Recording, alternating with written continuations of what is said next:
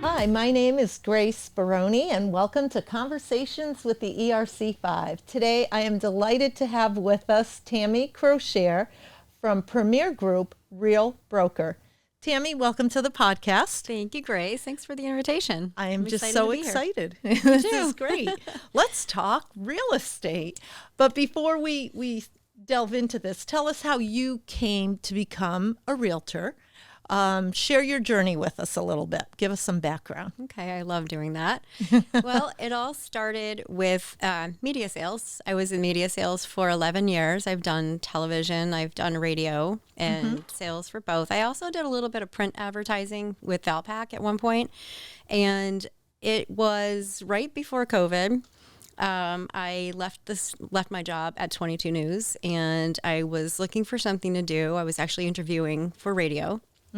At the time, and I had gone to lunch with a good friend, and she said, I think I'm gonna get into real estate. I think I'm gonna go get my license. And I just said, you know what, I think I'm gonna go with you because this is something I've wanted to do for a long time. And people used to tell me all the time, you'd be great at it. So, you know, for a good 10 years, it was something that was always something I was considering. Yeah. And then it was like almost like a light bulb had gone off that day. And I said, well, I think I'm going to go with you. Well, we'll do the classes together. So we did. And the rest was history. And then obviously we hit COVID in 2020. That was the year I became licensed. It was at the end of the year. Oh, okay. Yeah.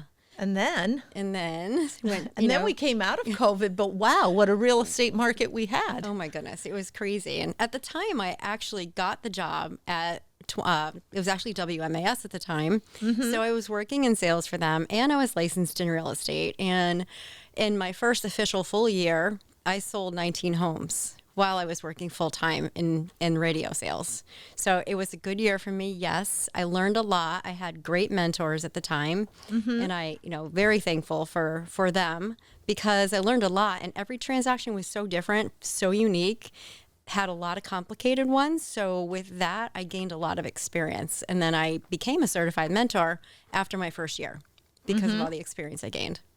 That's fantastic. So, yeah, it was a great year. So tell us about Premier Group Real Broker.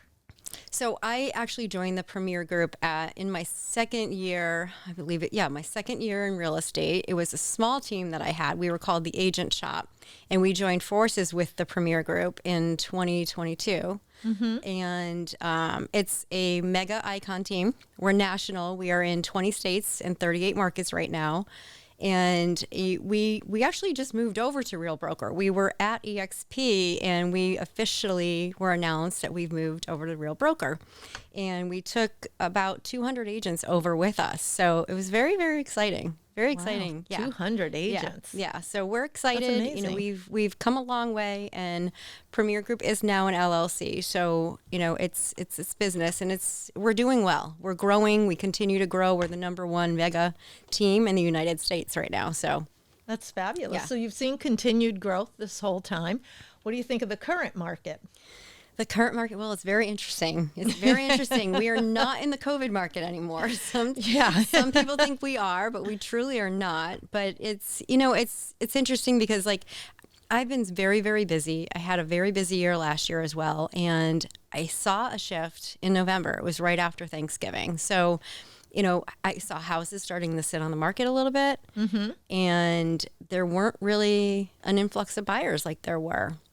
And we tend to get a little slow around the holidays anyway. So December, January, slowed down a bit. And it's very unique. It's a very, very different market right now. I mean, interest rates have come down, as you know, and it's creating more buyers to come out. They're, saying, let's get our feet wet again. Let's try this again. And there's houses that are sitting on the market still, but then there's houses that are moving fast.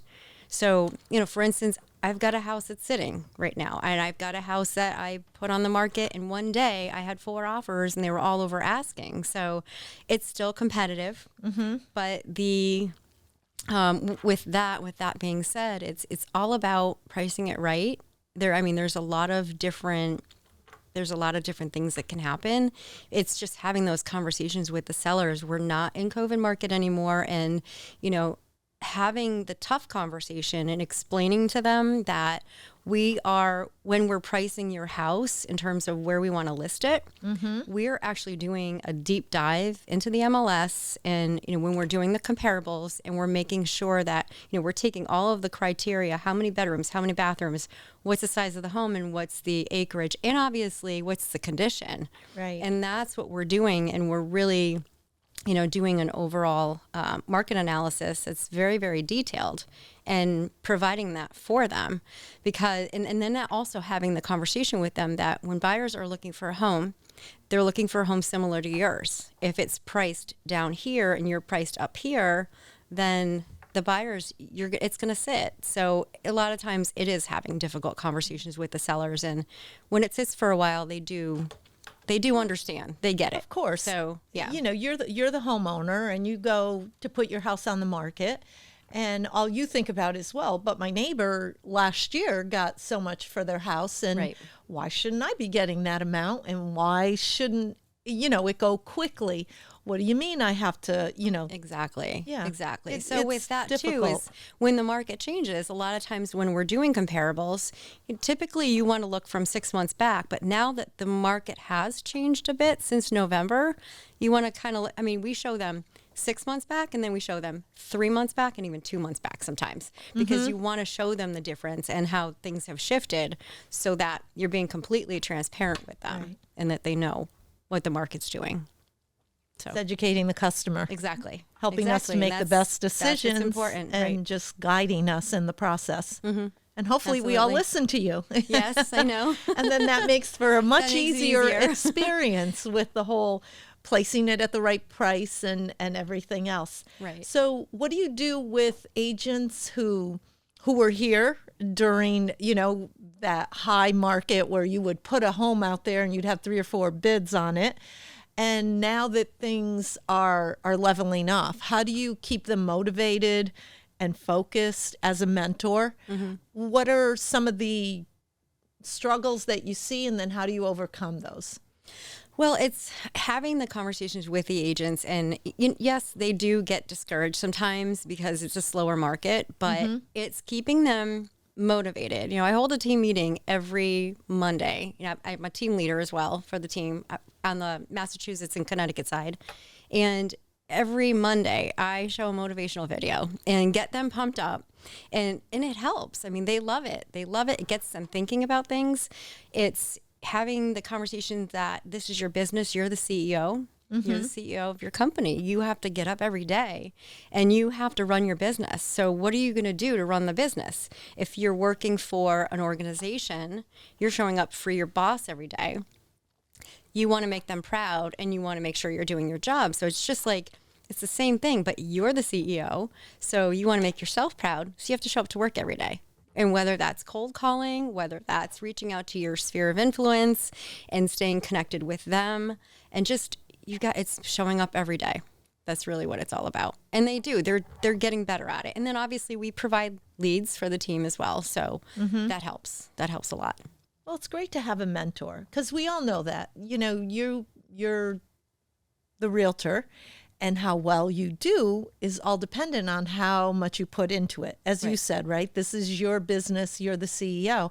But sometimes it's really easy, I think, when we've had a tough day, to just kind of be down on ourselves. So it's nice to have a mentor there to help pick you up and, just kind of remind you this too will pass. Right, exactly. And it's going to be okay. Right. And I always tell them, what's out of your control, let it go. And if you're having a bad day, call me, because I'll get you back up here again. So do you have a favorite quote? Magic always happens outside your comfort zone. So sometimes you got to get out of your comfort zone, and that's when you're going to see the big stuff happen. So, wow. Yeah. I did it. I guess I am a personal example. Yeah. Good. We can't come up with a better example. word. I know. Let's go with example. So I use that against myself, because that's what happened. I got out of my comfort zone, and I find that I'm a very successful realtor right now.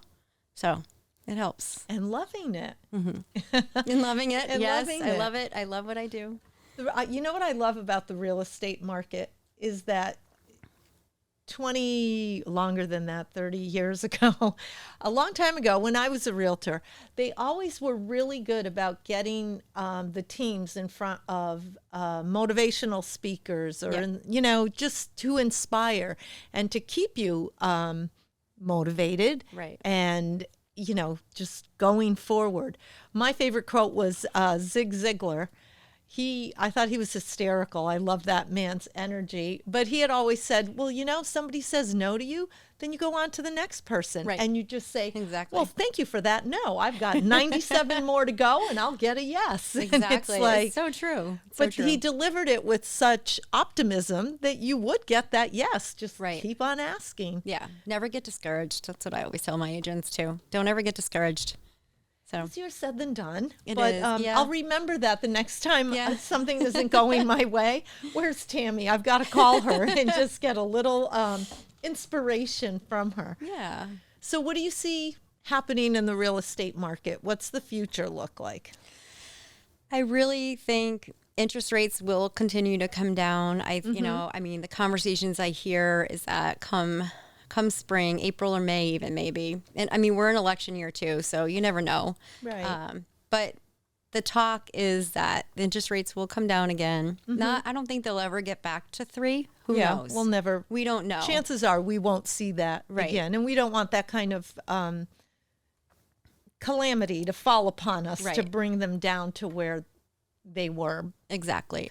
We don't want that. No, but I really do think it's going to be a good year. I think 2024 will be a great year in real estate. And I don't think prices will ever be the way they used to be. And people always ask me, that's a very, very common question that people ask me is, will we ever get back down to low prices? No, I don't think it'll ever get that way again. I think, maybe we'll stable out a little bit, but it'll never get to where it was 10 years ago. And, the industry just continues to evolve. Things change all the time, but it's exciting. That's what I love about it. That's what I love about it. It's obviously the connections, but it's different. It's not like a traditional day. It's always changing. Yeah. It's exciting. Well, and I can imagine we've got the school year will be coming to a close, and I would think families might be thinking about relocating. So you want to do that in the summer before your child goes into another school system. Right. So like you said, the needs always change and the climate changes, but it's exciting when you can find the right solution for your client. I do. I love it. And there's a lot of relocating going on right now. I had a lot of clients last year that were relocating. 2 of them were from out of the country. And others were from out of state. But yeah, it's that's definitely becoming a thing lately. People changing jobs or moving closer to family. So all wonderful things. It is. All things that will keep you very busy. Oh, yes. Tammy, if our listeners want to get in touch with you, what's the best way to do that? They can, the best way I would say would be my website, which is realagentsonduty.com/Tammy-Crochiere/. They can also email me at tammyj.crochiere@gmail.com or call me at 413-209-0067. Fantastic. Your phone will be ringing soon. Yes, that's what I want. Thank you so much for joining us today. It was a pleasure having you with us. Thanks, Grace. I appreciate it. Thank you, Tammy. And thank you for tuning in for Conversations with the ERC5. We film here at Stonegate Studios in Wilbraham. And if you would like to join us and be the next guest, please go to our website at erc5.com and you can sign up there. Thank you.